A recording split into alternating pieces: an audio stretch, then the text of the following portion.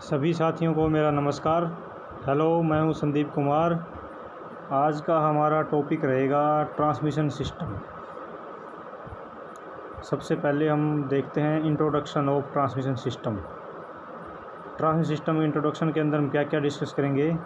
कुछ main topic है जैसे transmission system, clutch, gearbox, propeller shaft, universal joint, final drive and differential, rear axle.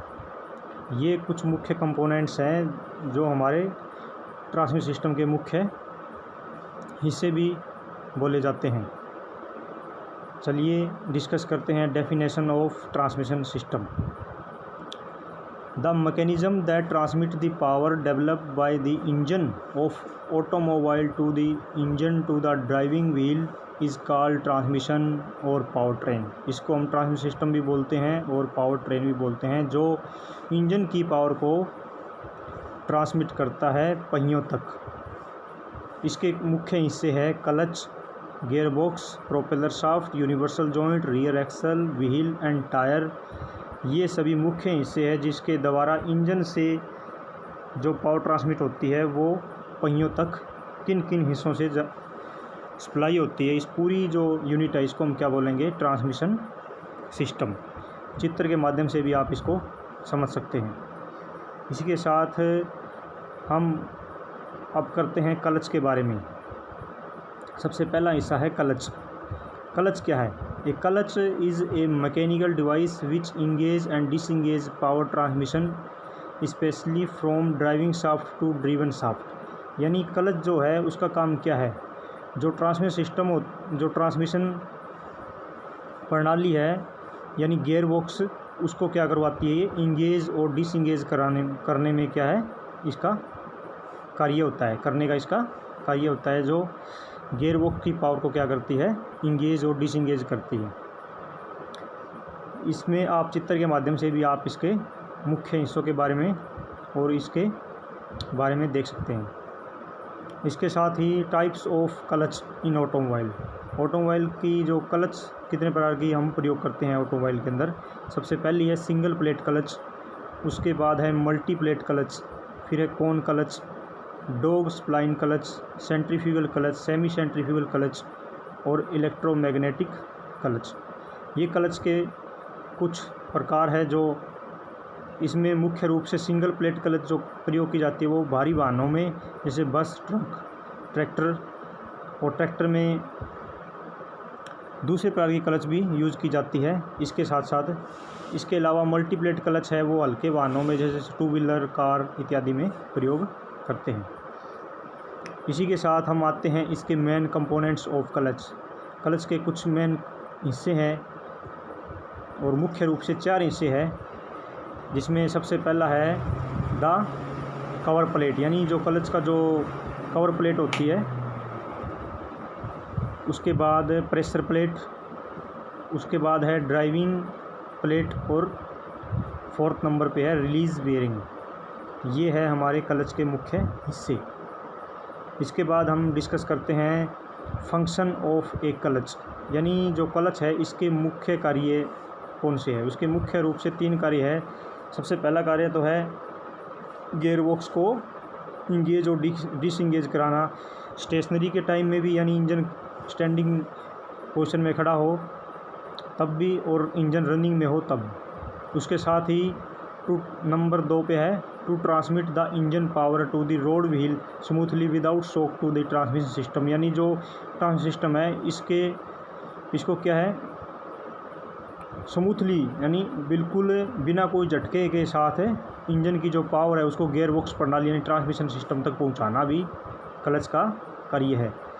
इसके साथ number 3 पे आता है to permit the engage of gear when the vehicle is motion without damaging the gear box gear wheels. यानी जो gear wheels है, जो गिरारी जिसको हम बोलते हैं, गियर के अलग अलग जो गियर टीथ वाले जो पहिए होते हैं, जो गियर व्हील्स बोलते हैं उनको अलग अलग, उसको बिना कोई डैमेज, बिना कोई नुकसान किए उसको क्या करवाना, इंगेज करवाना पूरी गियर बॉक्स प्रणाली को। तो ये भी कार्य क्या है, क्लच का मुख्य कार्य है। इसके साथ हम आगे बढ़ते हैं गियर बॉक्स की तरफ। तो गियर बॉक्स के अंदर हम सबसे पहले इसकी डेफिनेशन देखते हैं। गेयरबॉक्स का जो कार्य है, the gearbox is the second elements of the power train in automobile, यानी ऑटोमोबाइल है इसके अंदर दूसरा सबसे महत्वपूर्ण जो तत्व है वो कौन सा है, गेयरबॉक्स है। It is used to change the speed and torque of vehicle according to the variety of road and load condition. Road और लोड यानी सड़क और लोड की कंडीशन के अनुसार अलग अलग वैरायटी के अनुसार क्या करता है, ये वाहन की स्पीड और टॉर्क के अनुसार इसका प्रयोग किया जाता है। A gear box change the engine speed into torque when climbing hill, यानी जो ऊंचाई जो हिली एरिया उसमें जब हमारी जो इंजन की स्पीड है उसको भी क्या करता है, टॉर्क को एडजस्ट करता है, उसको चेंज करता है। इसके साथ ही आते हैं टाइप्स ऑफ गियर बॉक्स, यानी गियर बॉक्स के प्रकार। सबसे पहला है मैनुअल ट्रांसमिशन, उसके बाद है ऑटोमेटिक ट्रांसमिशन, और नंबर 3 पे है semi automatic and dual clutch transmission. ये हमारे हैं 3 मुख्य गियर के प्रकार गियर बॉक्स के। इसके साथ ही मैनुअल ट्रांसमिशन। अब हम सबसे पहला जो ट्रांसमिशन मैनुअल ट्रांसमिशन, इसके बारे में पढ़ते हैं।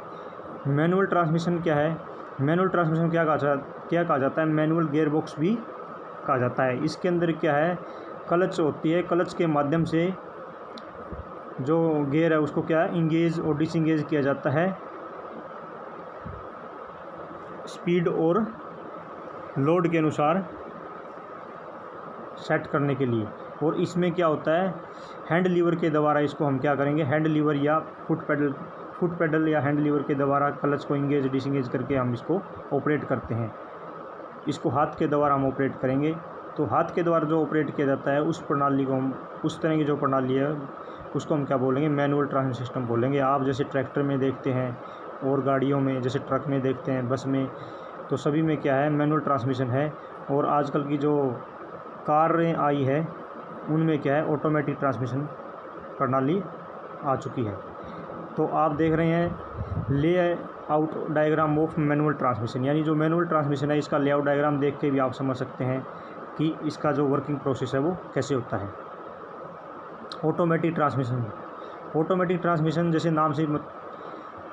नाम से पता चलता है स्वचालित संचरण, यानी जो अपने आप स्वयं क्या करे, स्वयं चालित, जो स्वयं चले उसको बिना किसी फुट पैडल या हैंड लीवर की ज़रूरत ना हो। यानी इसका अपोजिट मैनुअल जो ट्रांसमिशन है इसका अपोजिट हम क्या बोल सकते हैं, ऑटोमेटिक ट्रांसमिशन बोल सकते हैं। इसके अंदर क्या है, driver does not have to shift the gear, यानी गियर को क्या शिफ्ट नहीं किया जाता, वो अपने आप गियर रेशो जो होता है वो चेंज होता रहता है स्पीड और लोड के अनुसार। इसका भी आप लेआउट डायग्राम देख सकते हैं ऑटोमेटिक ट्रांसमिशन का। इस डायग्राम को देखकर भी आप इसको समझ सकते हैं। जैसे हम देखें इसका जो लेआउट डायग्राम है ऑटोमेटिक ट्रांसमिशन का, इसके कुछ मुख्य हिस्से जैसे torque converter, oil pump, planetary gear set, clutch pack, output shaft, valve body, oil pan, band brake, ये सभी मुख्य हिस्से हैं हमारे ऑटोमेटिक ट्रांसमिशन सिस्टम के। इसी के साथ हम आगे बढ़ते हैं semi automatic transmission. Semi automatic transmission system के क्या, जैसे नाम से पता चलता है सेमी ऑटोमेटिक, यानी ऑटोमेटिक भी है और मैनुअल भी है, यानी दोनों प्रकार की जो स्थिति जिस प्रणाली के अंदर होती है उसको हम क्या बोलेंगे, सेमी ऑटोमेटिक ट्रांसमिशन सिस्टम। और सेमी ऑटोमेटिक ट्रांसमिशन सिस्टम की अगर हम बात करें लेआउट डायग्राम की, तो आप इसको देख सकते हैं, ये सेमी ऑटोमेटिक ट्रांसमिशन सिस्टम का हमारा एक लेआउट डायग्राम है। वैसे देखा जाए सेमी ऑटोमेटिक ट्रांसमिशन सिस्टम है, इसका प्रयोग किस में किया जाता है, in road, car and some motorcycle, कुछ मोटरसाइकिल और कार में इसका प्रयोग किया जाता है।